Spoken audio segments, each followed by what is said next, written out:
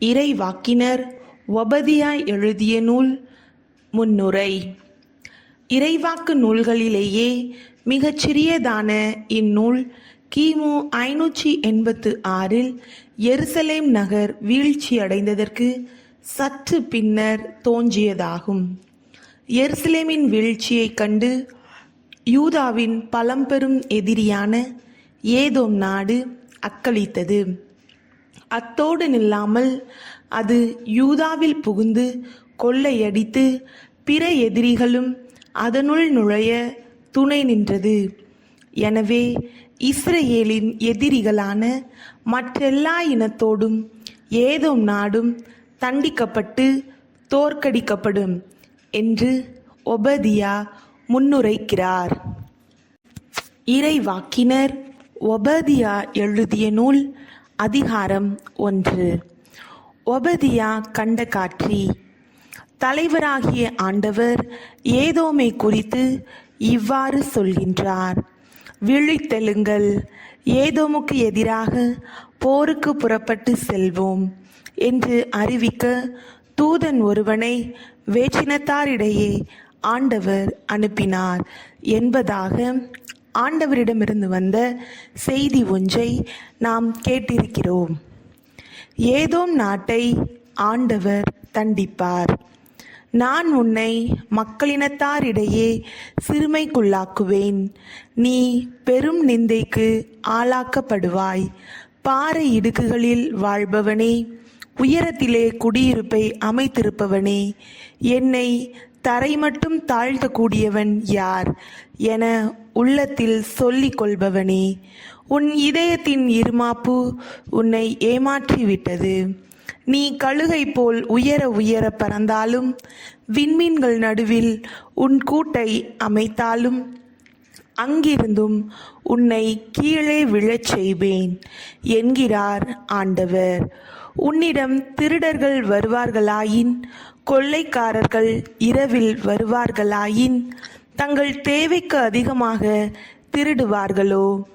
திராட்சை பழம் பறிக்கின்றவர்கள் உன்னிடம் வந்தால், திராட்சை பழங்களில் சிலவற்றையாவது விட்டு வைக்க மாட்டார்களா? நீயோவெனில் முற்றிலுமாய் சூறையாடப்பட்டாய். ஏசா எவ்வளவாய் கொள்ளையடிக்கப்பட்டான்! மறைத்து வைக்கப்பட்ட அவனுடைய கருவூலங்கள் சூறையாடப்பட்டன.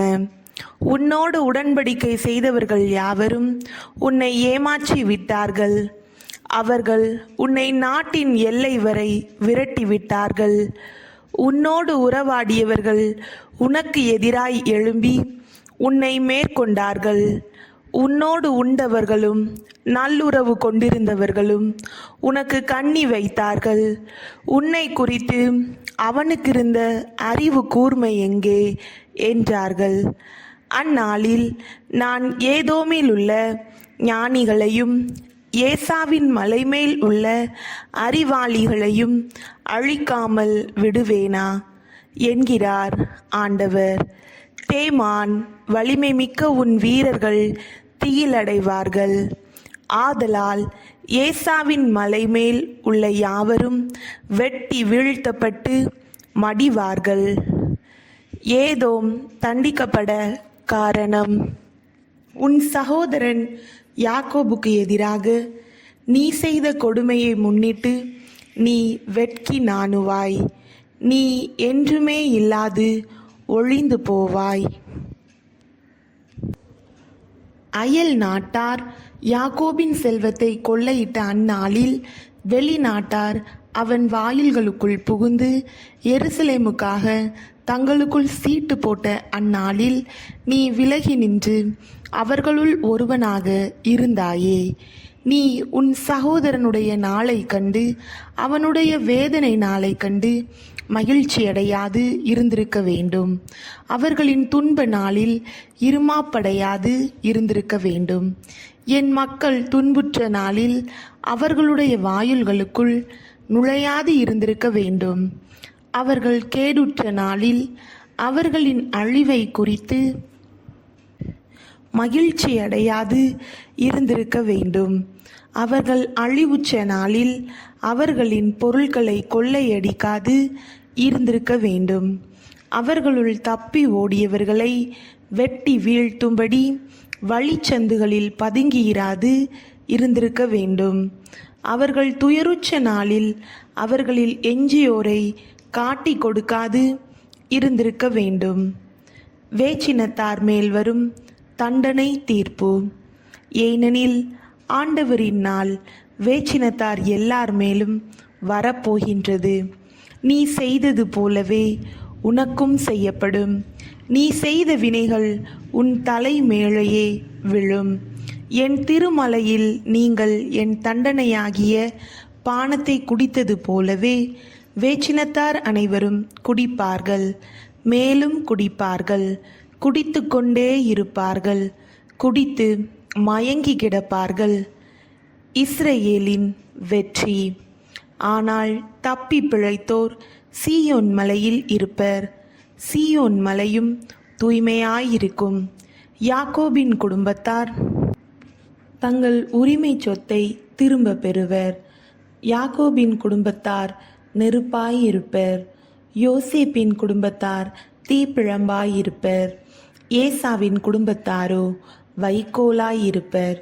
அவர்கள் இவர்களை தீக்கிரையாக்கி முற்றிலும் அழித்து விடுவார்கள்.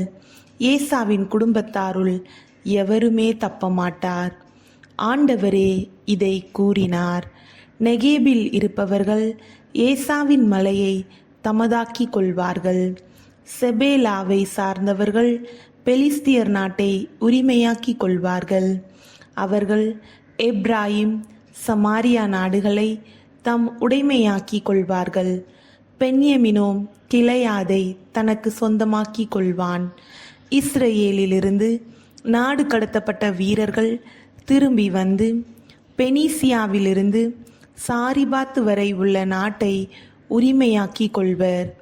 எருசலேமிலிருந்து செபராதுக்கு நாடு கடத்தப்பட்டோர் நெகேபின் நகர்களை சொந்தமாக்கி கொள்வர்.